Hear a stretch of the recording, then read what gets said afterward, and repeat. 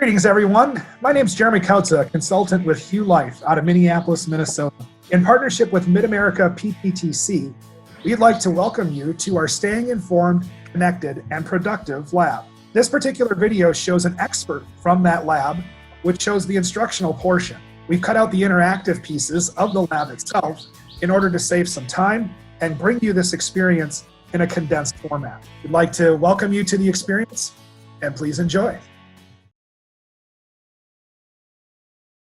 And that leads us to our first tool, this template that you can see can really help you in terms of meeting design and getting that design captured in a way that follows that natural order of thinking and reserves time and reserves space for all of those critical aspects or functions of a meeting.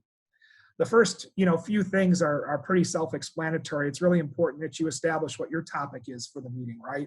How many meetings have we been to where it just seems like things have kind of rambled on and there was no real clear purpose. We didn't know why we were there or why certain other people maybe were there. So determining who those participants is another really important aspect of planning out that meeting.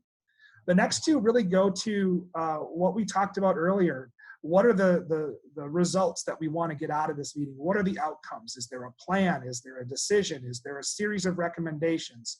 Is it an action that needs to occur?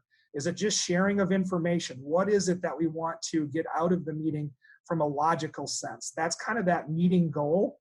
Whereas the line below it, the experience of the participants, is really more aligned with how do we want them to feel as a result of the meeting? Do we want to motivate them to do something, to act? Do we want them to feel like there's a tighter connection and a team's connection and that we can rely on each other and support each other? Do we want them to leave the meeting excited for something?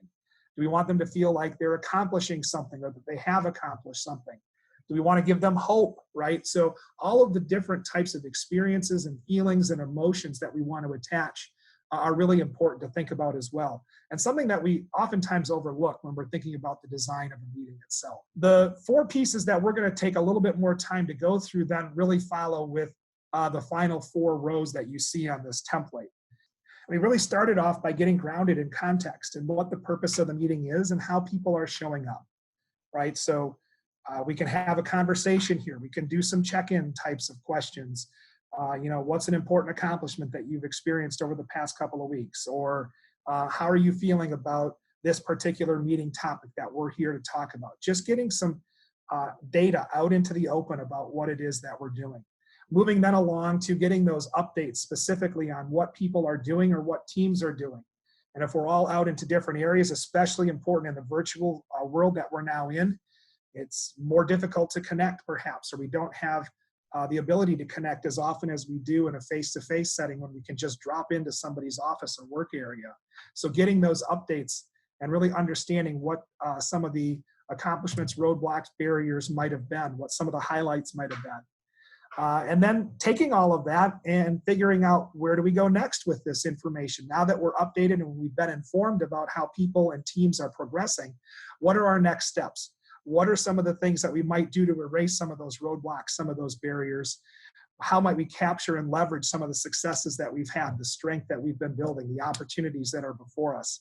And then finally, ending with that idea about these are our next steps. We're going to summarize those, we're going to recap those, and make sure that they're really explicit for people before they leave the meeting so that there's no question about what it is that they're supposed to do.